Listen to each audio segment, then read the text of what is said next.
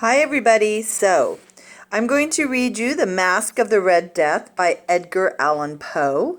He's the same guy who wrote The Telltale Heart that we did. And remember, I spoke to you guys about how he's kind of a gothic writer that writes about kind of creepy things. And I think we even spoke a little bit about The Masque of the Red Death and how it was this very kind of frightening gothic situation where the prince had gone and taken all of his friends to try to evade the disease that was killing everyone in his kingdom. So a little bit kind of dark and dismal, but it also is kind of related to what we're going through right now. So I wanted to have us take a look at the Masque of the Red Death. So what I'm going to do is I'm going to read through the entire thing right first, and then I'm going to go through and kind of explain what was going on. Now, for your assignment, you're going to have to listen to this and take notes. So take notes on anything that as I'm reading, and then take notes as I go through all of the information, because next week we'll have some Kahoots on this. So you'll need to answer the questions. So make sure you take good notes. And without further ado, let's begin the story. The Masque of the Red Death. It first appeared in Graham's magazine in May of 1842. The Red Death had long devastated the country. No pestilence had ever been so fatal or so hideous. Blood was its avatar and its seal, the redness and the horror of blood. There were sharp pains and sudden dizziness, and then profuse bleeding at the pores and desolation. The scarlet stains upon the body, and especially upon the face of the victim, were the pest ban which shut him out from the aid and from the sympathy of his fellow men. And the whole seizure, progress, and termination of the disease were the incidents of half an hour. But the Prince Prospero was happy and dauntless and sagacious. When his dominions were half depopulated, he summoned to his presence 1,000 hale and light-hearted friends from among the knights and the dames of his court.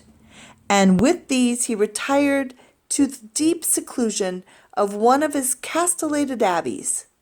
This was an extensive and magnificent structure, the creation of the prince's own eccentric yet august taste. A strong and lofty wall girded it in. This wall had gates of iron, and the courtiers, having entered, brought furnaces and massy hammers and welded the bolts. They refused to leave means neither of ingress nor egress to the sudden impulses or despair of frenzy from within. The abbey was amply provisioned. With such precautions, the courtiers might bid defiance to contagion. The external world could take care of itself. In the meantime, it was folly to grieve or to think. The prince had provided all of the appliances of pleasure. There were buffoons. There were improvisation. There were ballet dancers. There were musicians. There was beauty. There was wine. All these and security were within. Without was the Red Death. It was toward the close of the 5th or 6th month of his seclusion, and while this pestilence raged most furiously abroad, that the Prince Prospero entertained his 1,000 friends at a masked ball of the most unusual magnificence. It was a voluptuous scene, that masquerade, but let me tell of the rooms in which it was held. There were 7, an imperial suite. In palaces, however, such suites form a long and a straight vista, while the folding doors slide back nearly to the walls on either hand, so that the view of the whole extent is scarcely impeded. Here the case was very different, as might have been expected from the Duke's love of the bazaar. The apartments were so irregularly diagnosed that the vision embraced the little more than one at a time. There was a sharp turn at every 20 or 30 yards, and at each turn a novel effect. To the right and to the left, in the middle of each wall, a tall and narrow Gothic window looked out upon a closed corridor, which perused the windings of the suite. These windows were of stained glass whose color varied in accordance with the prevailing hue of the decorations of the chamber into which it opened. That at the eastern extremity was hung, for example, in blue, and vividly blue, were its windows. The second chamber was purple in its ornaments and tapestries, and here the panes were purple. The third was green throughout, and so were the casements. The fourth was furnished and lighted with no orange, and the fifth was white, the sixth with violet. The seventh apartment was closely shrouded in black velvet tapestries that hung all over the ceiling and down the walls, falling in heavy folds upon the carpet of the same material and hue. But in this chamber only the color of the windows failed to correspond with the decorations. The panes here were scarlet, a deep blood color. Now, in no one of the 7 apartments was there any lamp or candelabrum, and the profusion of golden ornaments that lay scattered to and fro, or depended from the roof. There was no light of any kind emanating from lamps or candles within the suite of chambers. But in the corridors that followed the suite, there stood, opposite to each window, a heavy tripod, bearing a brazier of fire that projected its rays through the tinted glass and so glaringly illuminated the room. And thus were produced a multitude of gaudy and fantastic appearances. But in the western or the black chamber, the effect of the firelight that streamed upon the dark hangings through the blood-tinted panes was ghastly in its extreme, and produced so wild a look upon the countenances of those who entered, that they were few of the company bold enough to set foot within its precincts at all.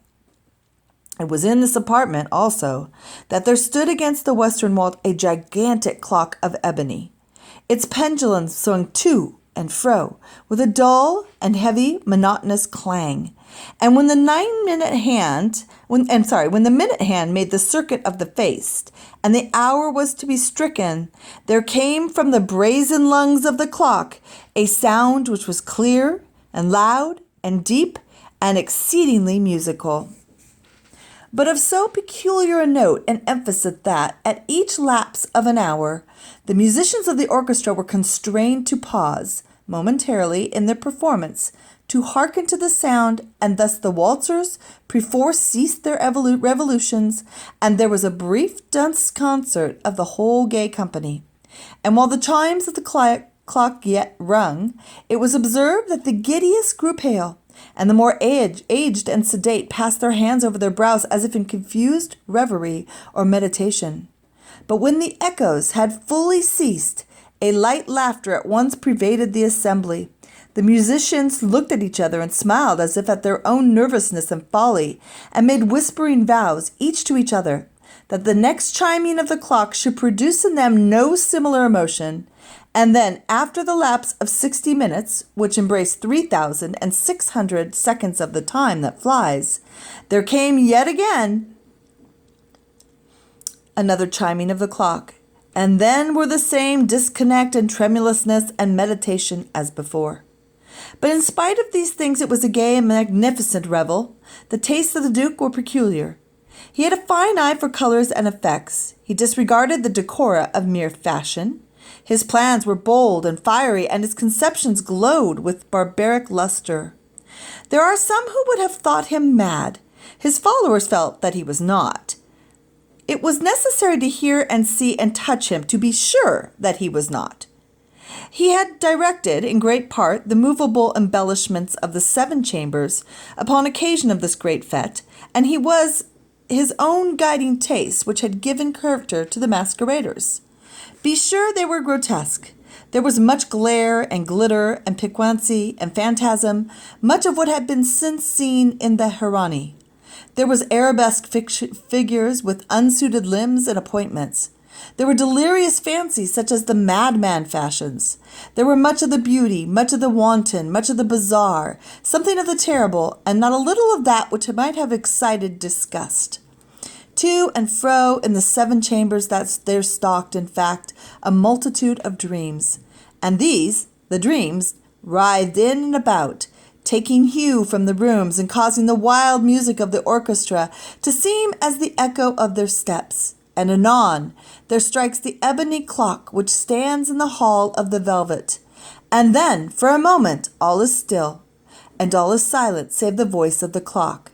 The dreams are stiff frozen as they stand, but the echoes of the chime die away. They have endured but an instant, and a light, half-subdued laughter floats after them as they depart. And now and again the music swells, and the dreams live and writhe to and fro more merrily than ever, taking hue from the many-tinted windows through which stream the rays of the tripods. But to the chamber which lies most westwardly of the seven, there are now none of the maskers who venture, for the night is waning away, and there flows a ruddier light through the blood-colored panes, and the blackness of the sable drapery appalls. And to him whose foot falls upon the sable carpet, there comes from the near clock of ebony a muffled peal more solemnly emphatic than any which reaches their ears who indulge in the more remote gaieties of the other apartments. But these other apartments were densely crowded, and in them beat feverishly the heart of life. And the revel went whirlingly on until at length there commenced the sound of midnight upon the clock. And then the music ceased, as I have told, and the evolutions of the waltzers were quieted, and there was an uneasy cessation of all things as before. But now there were 12 strokes to be sounded by the bell of the clock. And thus it happened. Perhaps the more of thought crept with more of time into the meditations of the thoughtful among those who revelled. And thus, too, it happened, perhaps, that before the last echoes of the last chime had utterly sunk into silence, there were many individuals in the crowd who had found leisure to become aware of the presence of a masked figure which had arrested the attention of no single individual before. And the rumor of this new presence having spread itself whisperingly around, there arose at length from the whole company a buzz, or a murmur, expressive of disapprobation and surprise, and then finally of terror, of horror, and of disgust. In an assembly of phantasms such as I have painted, it may well be supposed that no ordinary appearance could have excited such sensation. In truth, the masquerade license of the night was nearly unlimited, but the figure in question had out-Heroded Herod, and gone beyond the bounds of even the prince's indefinite decorum. There are chords in the hearts of the most reckless which cannot be touched without emotion. Even the utterly lost, to whom life and death are equally just, there are matters of which no jest can be made. The whole company, indeed, seemed now deeply to feel that in the costume and the bearing of the stranger neither wit nor propriety existed. The figure was tall and gaunt, and shrouded from head to foot in the habiliments of the grave. The mask, which concealed the visage, was made so nearly to resemble the countenance of a stiffened corpse that the closest scrutiny must have had difficulty in detecting the cheat. And yet all this might have been endured, if not approved, by the mad revellers around. But the murmur had gone so far to assume the type of the Red Death. His vesture was dabbled in blood, and his broad brow, with all the features of the face, was besprinkled with the scarlet horror.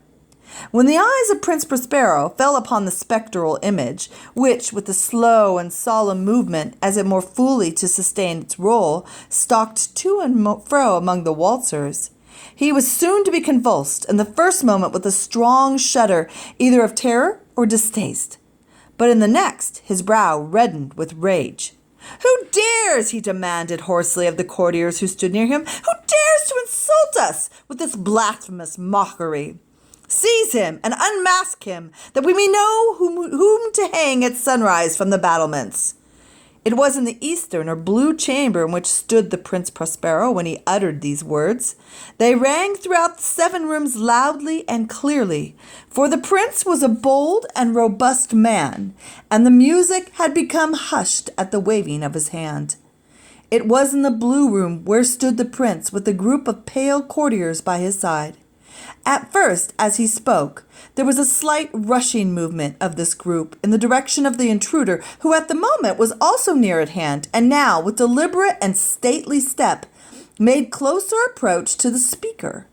But from a certain nameless awe from which the mad assumptions of the mummer had inspired the whole party, There was found none who put forth hand to seize him, so that, unimpeded, he passed within a yard of the prince's person, and while the vast assembly, as if with one impulse, shrank from the centers of the rooms to the walls, he made his way uninterruptedly, but with the same solemn and measured step which had distinguished him from the first, through the blue chamber to the purple, and then through the purple to the green, and then through the green to the orange, through this again to the white, and even thence to the violet, ere a decided movement had been made to arrest him. It was then, however, that the Prince Prospero, maddening with rage and the shame of his own momentary cowardice, rushed hurriedly through the 6 chambers, while none followed him on account of his deadly terror that had seized upon them all.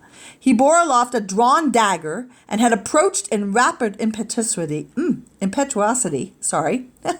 to within 3 or 4 feet of the retreating figure, when the latter, having attained the extremity of the velvet apartment, turned suddenly and confronted his pursuer.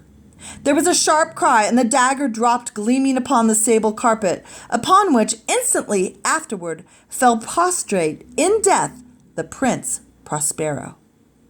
Then, summoning the wild courage of despair, a throng of the revelers at once threw themselves into the black apartment, and, seizing the mummer, whose tall figure stood erect and motionless within the shadow of the ebony clock, gasped in unutterable horror at finding the grave cerements and corpse-like mask, which they handled with so violent and rudeness, untenanted by a tangible form.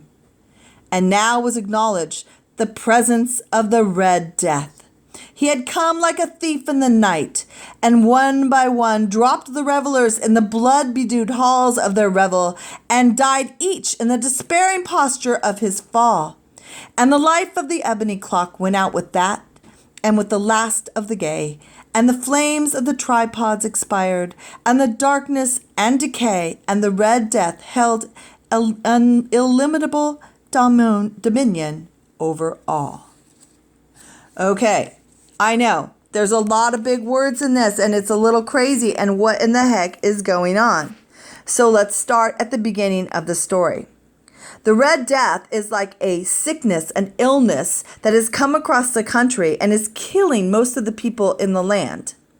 Prince Prospero, instead of helping those people, has decided that what he's going to do is he's going to take 1,000 of his closest friends, and they're going to go hide out in an abbey that he's turned into a fortress or a castle. It's got big walls around it, and it's got gates, and they can lock everybody inside, so that their thought is, Prince Prospero's thought is if we lock everybody inside this castle, then the Red Death can't reach them and they'll be safe.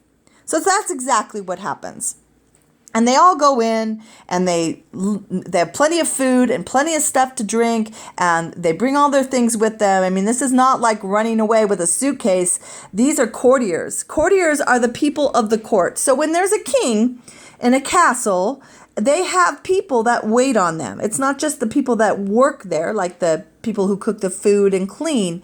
These are the lords and the ladies and the aristocracy that are really in service or work for the king.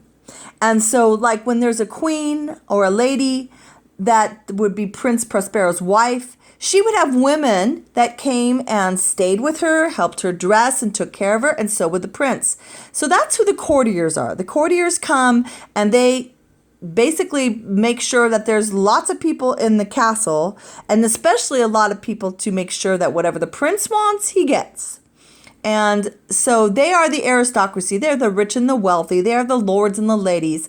But they serve the king, the queen, the prince, whoever is the regent or the person of Prince Prospero's status.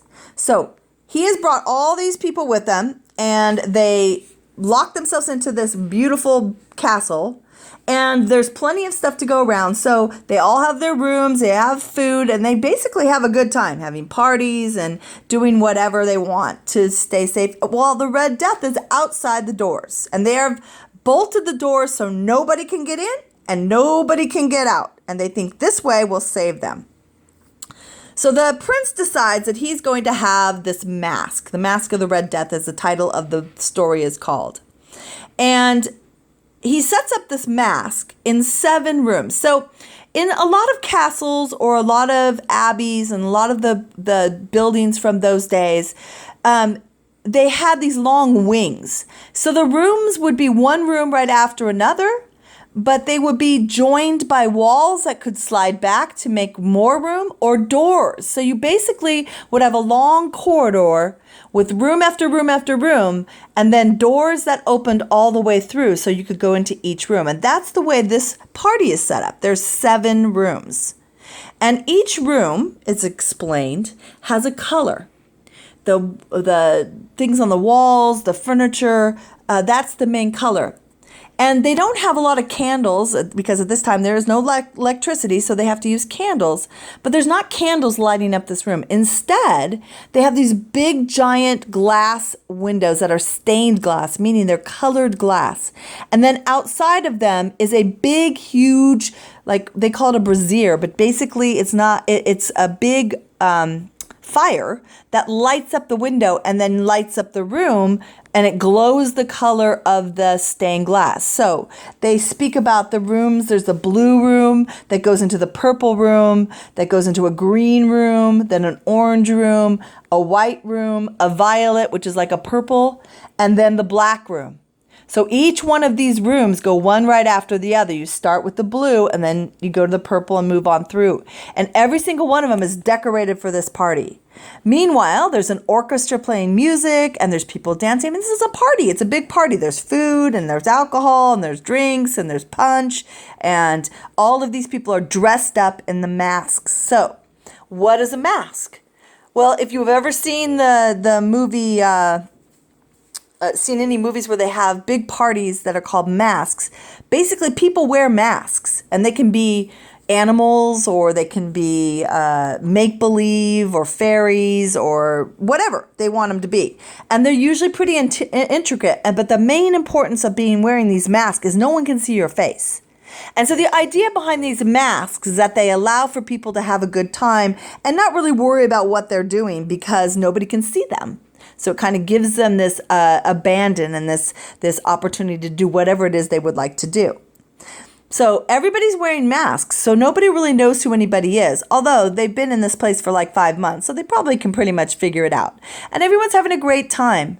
Now, in the last room, which is the black room, meaning that on the ground is a rug that is black sable, which is fur. So it's a sable as an animal. They take the fur and they made a humongous rug out of it. So on the floor is a fur rug. On the walls are black tapestries so the room would be very dark, but the stained glass window in that black room was red. So it glowed this red and then the black. So it would be a kind of frightful room to the point where people actually weren't going in it very often.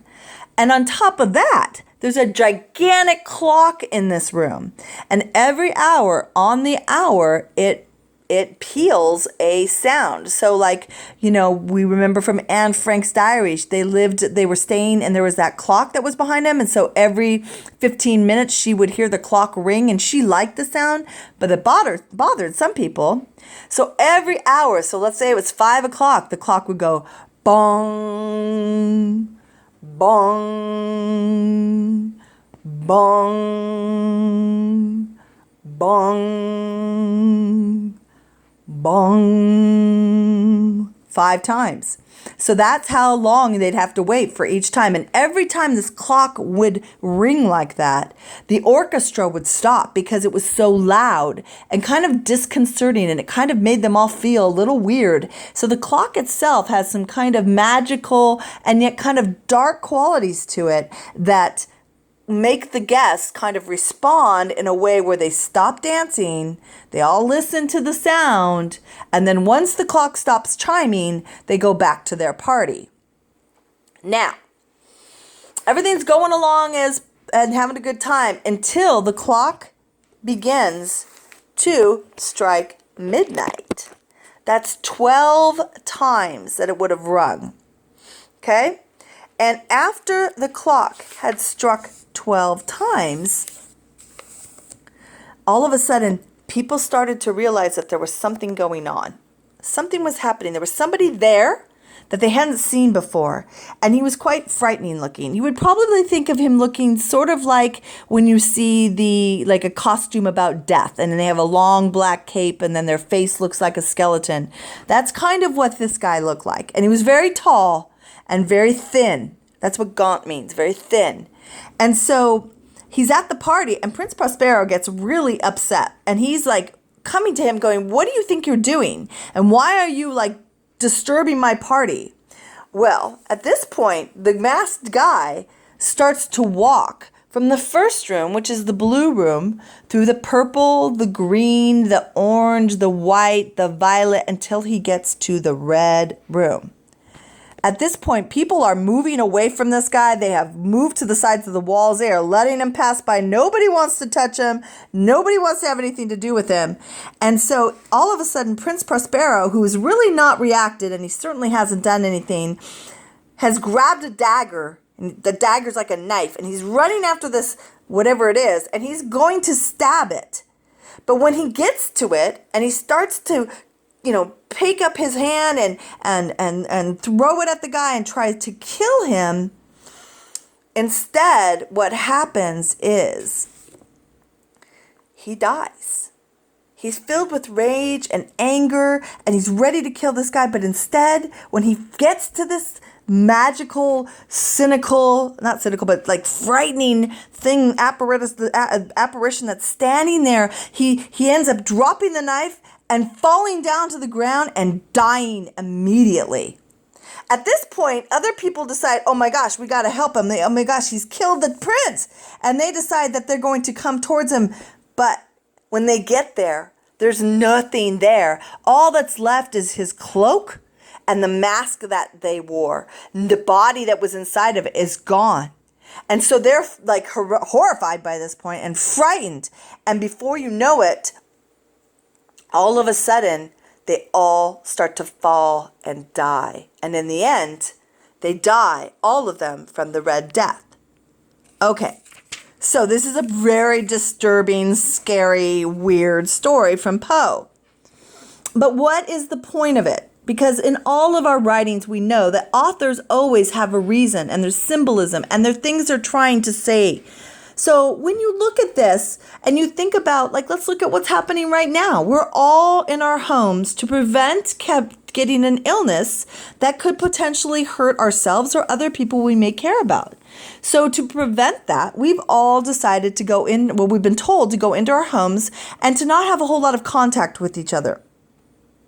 And so the point of this is, like, if you connect the two, it's kind of a similar thing, except in this case, the parents has only picked the people he wanted and himself to save. And he's really not helping anybody else in his kingdom, which means that he's really not being the prince he should and helping his people. He's being very inconsiderate, and he's being very full of himself and only caring about himself. And so when he goes into this house, he thinks he's going to thwart the death that is happening around him. But what Poe is trying to say here is that you cannot cheat death. That death will always come. It doesn't matter if you hide yourself. That inevitably we are born and we live and then we die. And there's nothing you can do to evade that fate. In fact, each of the rooms have a purpose. Each color means something. They're all symbolic. So the first room, the blue room, is birth. Like, the blue is that we don't know where we come from. We're just born, and all of a sudden we have to make a sense of this world as babies. Purple is like the beginning of life. Then we have the green, which is considered the spring of life, when things burst forth and we grow and expand ourselves. We don't know a lot. We're green. Remember, you hear the thought, oh boy, he's green. He doesn't know what he's talking about. So it's similar to that. Then there's orange, which is like the autumn of life, which would be like middle-aged or heading into your 50s, from your 40s to your 50s to your 60s. And then there's the white room. That's the old people where your hair is gray or your bones are starting to gray and you're getting old. And violet is kind of the shadowy purpley color that is, we're meeting and going into the end of our lives. And so then the black room is death. So each one of those rooms that the parties are being held in are related to and symbolic of the different stages of our lives. And so Poe is trying to show that while we revel and have fun and have parties throughout all the stages of our lives, we fear to go into the end of the room. We're afraid of death. That's why none of the party goers would go in there. But in the end, there's no way that you can evade the death. The death comes, and we cannot get away from it. Prospero tries to kill death and ends up dying on his own. So this is kind of a creepy and gothic way to explain the process of life and how we move from one place to another. Now, when we were doing literary devices, one of the words we learned was an allegory. And I hope you remember what an allegory was. An allegory is a story that is told in one way, but it actually tells you and gives you another meaning. In this case, the story is about trying to fight and run away from death and hide away from death, but not being able to because death is inevitable and it will come and get you no matter where you go. You cannot hide from it. Okay, so that's kind of the symbolism of this story. And again, remember, Edgar Allan Poe is a Gothic writer. So he likes to write a lot with a kind of, they're always held in these castles or, on a moor with lots of wind and frightening circumstances. And so that's the way this is set up. And so anyway, that's the story. So I've kind of read the story to you, and I know a lot of words may not have made sense. So I'm going to kind of go through the words, and you're also going to need to look at the PDF that I uploaded to the calendars for this assignment so that you can actually see it in writing, because that might help you. That I know that my phone is looking at the page, but it's kind of difficult to see the words. So some of the words you're going to want to look at and find definitions in later in the week in your assignment are words like pestilence. What's a pestilence? And avatar and profuse and disillusion. There's a lot of words in this that you probably don't know because, as we know, this was written in the 1800s, and the way that they wrote was very different than the way we write now.